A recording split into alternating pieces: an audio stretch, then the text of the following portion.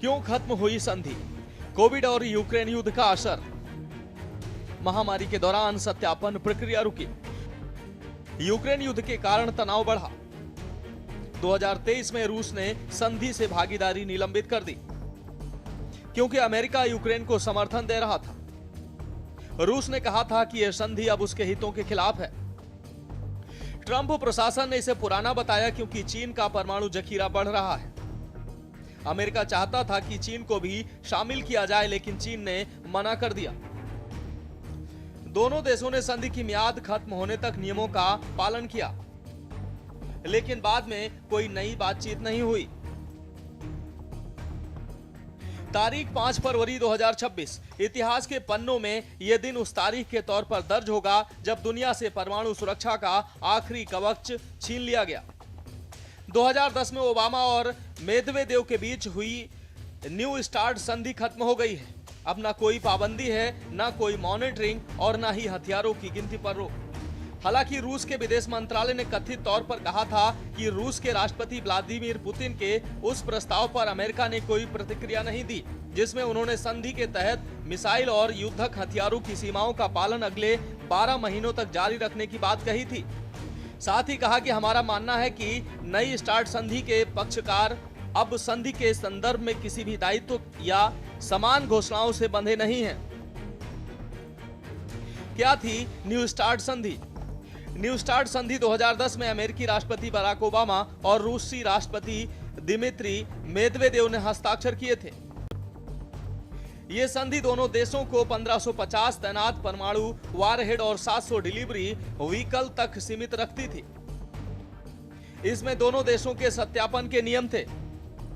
एक दूसरे के ठिकानों का निरीक्षण का प्रावधान था ताकि दोनों पक्ष नियमों का पालन कर रहे हैं या नहीं ये पता चल सके। संधि का उद्देश्य परमाणु हथियारों की दौड़ को रोकना और विश्व शांति बनाए रखना था। यह संधि शीत युद्ध के बाद आखिरी बड़ी परमाणु नियंत्रण संधि थी जो 2021 में अंतिम बार बढ़ाई गई थी। इस संधि से क्या हासिल हुआ?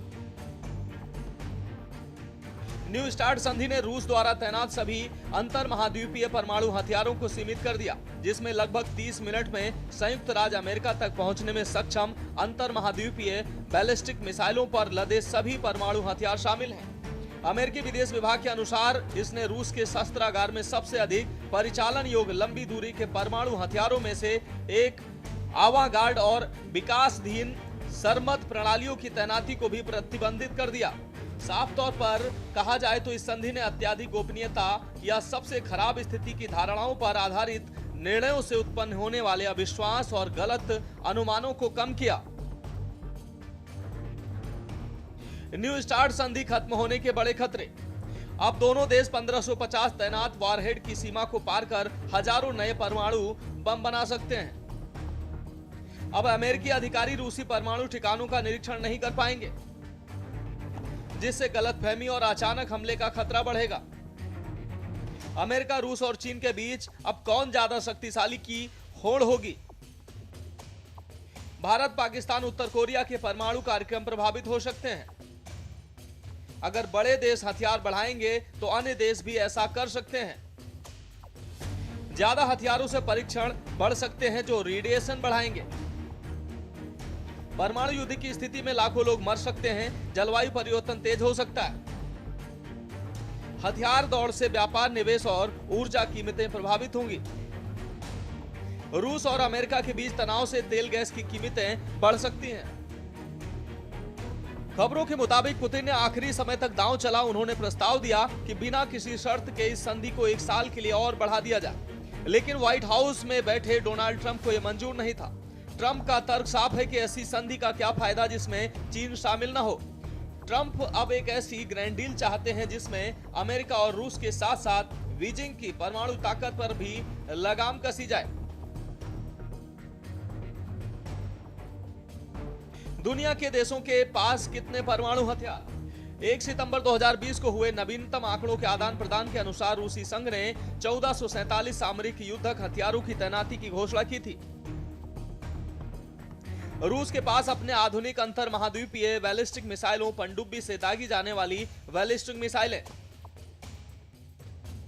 भारी बम वर्षकों पर 1550 से अधिक युद्धक हथियारों को तैनात करने की तकनीकी क्षमता, लेकिन नई स्टार्ट संधि की सीमाओं के कारण वह ऐसा करने में असमर्थ रहा।